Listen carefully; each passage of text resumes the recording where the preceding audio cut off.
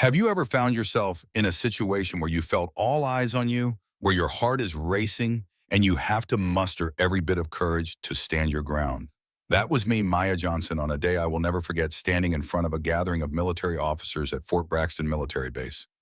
I was barely 12, wearing my father's Medal of Honor, when an encounter with a man named Colonel Marcus Steele changed my life forever. The air was thick, full of the usual bravado that comes with seniority in the military. I mustered all the confidence I could, approaching the colonel with one request. Just one. Can I use the shooting range? He laughed, a deep belly laugh that echoed through the room, causing heads to turn. What's next?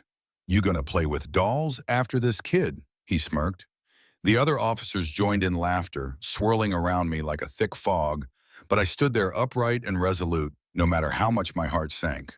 You see, my motivation ran deeper than just wanting to play with a gun.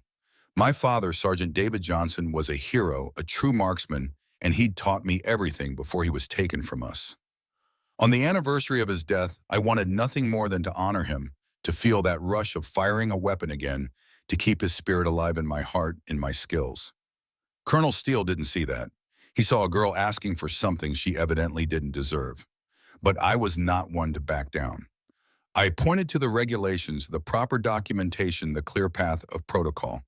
And like it or not, I had asked for permission in a way that echoed the structure of military life, leaving him with no choice but to grant me a challenge. Hit 3 out of 10 targets, and only then could I use that range. I nodded, but inside a fire began to ignite. I was ready to show them what I could do. As we walked toward the range, the atmosphere buzzed with mockery. Their laughter taunted me, but instead of feeling small, I felt empowered. In the shadow of those aristocrats of arrogance, I remembered late nights training with my father, his voice in my ear reminding me of breath control, stance, focus. I silently told myself, this is for you, Dad.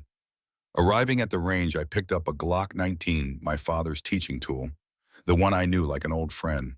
Colonel Steele's smirk stayed plastered on his face, but Sergeant Rodriguez, a no-nonsense guy with the keenest eye, seemed intrigued. I prepared to take my shots, my heart pounding, not out of fear, but anticipation. As I focused on that first target, the weight of this moment washed over me, the silence gripping. You ready? Or should we give you a pacifier first? The colonel's taunts rained down on me, but all I could think about was my father's guidance reminding me to silence the noise. My fingers squeezed the trigger, and with each shot, one after the other, I began finding my rhythm. With surprise precision, I hit each target, the sound ringing out like a music note I'd been waiting to play. I could feel the shift in the room as first one, then two, and soon all 10 of my shots found their mark in unprecedented accuracy. You could hear a pin drop. Colonel Steele's smug confidence vanished like mist in the sun, shock washing over his face. At that moment, the other officers who'd been ridiculing me just moments before were now speechless. Rodriguez's mouth fell open, a rare endorsement that screamed louder than his usual gruffness. Where'd you learn to shoot like that? He finally asked, genuine surprise in his voice. I smiled, my heart racing. Little did they know I had trained not just to master the gun, but to break the misunderstanding about me, about a girl in a world dominated by negativity and underestimation. The aftermath was swift.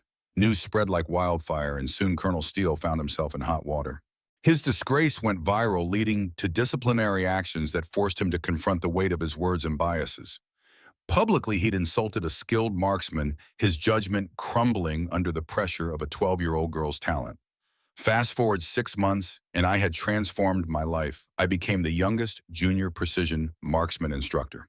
Surpassing every expectation set before me, I shattered records and inspired countless others, especially young black girls, who knew what it meant to rise from shadows.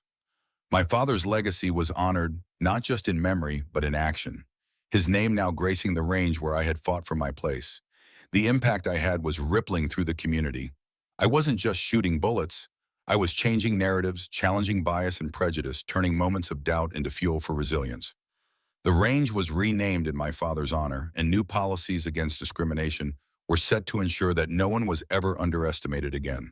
Looking back now, as I reflect on where this journey has taken me, I understand how vital it is to face adversity head-on. Colonel Steele may have laughed at me the first day, but he was also the catalyst for my triumph. I stood up when it would have been easier to sit down, to withdraw, but I chose to fight back instead. So now I ask you, what's your story? Have you ever felt belittled or dismissed? How did you rise above? The world is full of situations like mine. Turning prejudice into motivation can change not just your life, but also the lives of those around you. Let's share our experiences in the comments below, because together we can inspire even more stories of courage and resilience. If you're looking for more tales of triumph over adversity, don't forget to subscribe, and let's keep this conversation going.